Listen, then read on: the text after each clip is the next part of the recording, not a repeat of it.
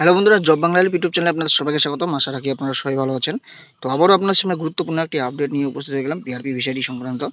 তো ভিআরপি এবং ভিসিডিদের জীবন কিন্তু দুর্বিষহ হতে চলেছে বা হচ্ছে। বর্তমান সময়ে দাঁড়িয়ে ভিআরপিদের অবস্থা কিন্তু খুব খারাপ। কেন? কারণ সেগুলি আলোচনা করব এই ভিডিওর মাধ্যমে। তো দেখতে পাচ্ছেন, প্রথম যে পয়েন্টটি আপনারা দেখতে পাচ্ছেন, দীর্ঘ 6 মাস হয়ে গেল।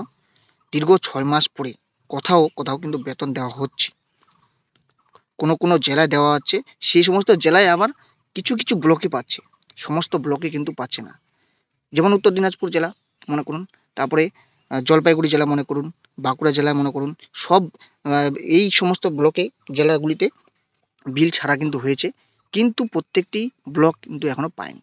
কিছু কিছু ব্লক পেয়েছে, কিছু কিছু ব্লক মনে করেন যে 10 দিন পরে পাবে, কিছু কিছু ব্লক 30 দিন পরে পাবে।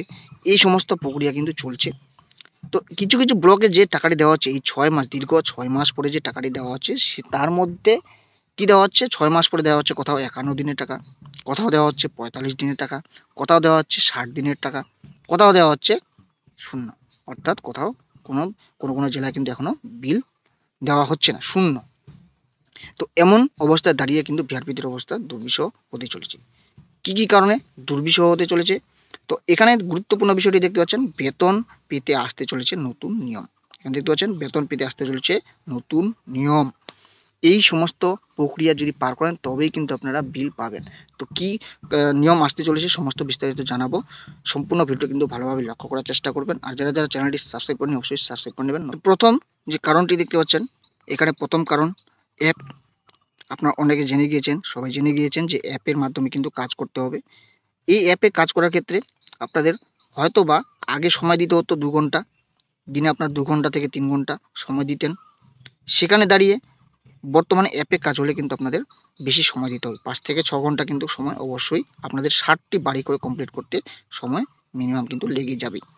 তো এক্ষেত্রে আপনাদের যে কাজের সময়সীমাটি কিন্তু বাড়ছে, এবং অন্যান্য কাজের ক্ষেত্রে যে সমস্ত কাজ দৈনন্দিন জীবনে করতে হতো ভিআরপিদের, সেই সমস্ত কাজের পাশাপাশিও কিন্তু এই কাজটি, অ্যাপের কাজটি আপনাদের চালিয়ে যেতে হবে।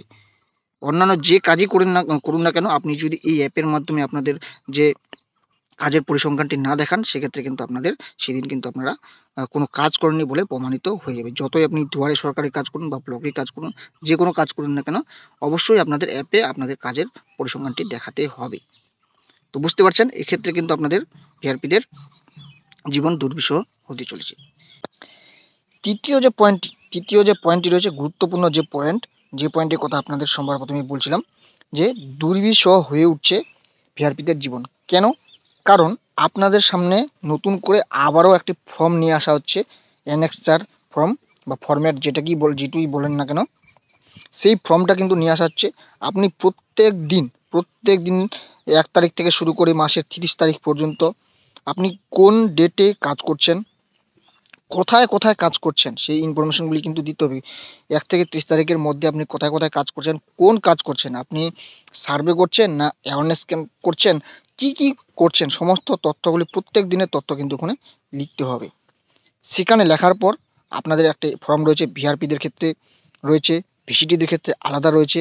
ভিসিটিদের ক্ষেত্রে তারা ক্লিননেস কী কী প্রোগ্রাম করছে সেটিও কিন্তু রয়েছে, এবং সুপারভাইজারদের ক্ষেত্রেও কিন্তু সেই রকম ফর্ম রয়েছে, কোথায় কোথায় তারা অ্যাক্টিভিটি মানে ক্রস চেকিং সহ অন্যান্য কী কী করছে সমস্ত কিছু তথ্য কিন্তু সেখানে অ্যান্সার যে একটি ফর্ম রয়েছে সেই ফর্মতে ফিল আপ করতে হবে।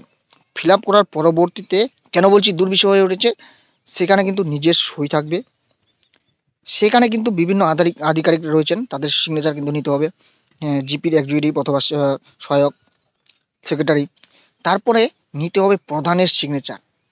সবথেকে গুরুত্বপূর্ণ ভাইটাল যেই পয়েন্ট হয়েছে, প্রধানের সিগনেচার কিন্তু নিতে হবে, তবেই কিন্তু আপনারা বিল পাবেন। প্রধানের সিগনেচার, এক্সিকিউটিভ অ্যাসিস্ট্যান্ট অথবা সেক্রেটারি, তারপরে বিডিও অফিসের যে সমস্ত নোডাল রয়েছেন, জয়েন্ট বিডিও অথবা বিডিও যিনি নোডাল রয়েছেন তার সিগনেচার। এই ধরনের 4 ধরনের সিগনেচারের পরবর্তীতেই আপনাদের কিন্তু বিলটি পাস হবেই। তো বুঝতে পারছেন কতটা দায়িত্বপূর্ণভাবে বা ভিআরপিদেরকে থামিয়ে দেওয়ার প্রচেষ্টা চলছে।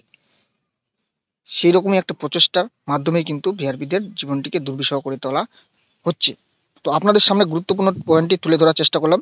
তো পরবর্তীতে এই সংক্রান্ত গুরুত্বপূর্ণ একটি ডিটেলস ভিডিও নিয়ে আসার চেষ্টা করব। আশা রাখি আপনাদের ভিডিওটি ভালো লাগবে। দেখা হচ্ছে পরবর্তী নতুন আরেকটি ভিডিওতে। ভালো থাকবেন, সুস্থ থাকবেন।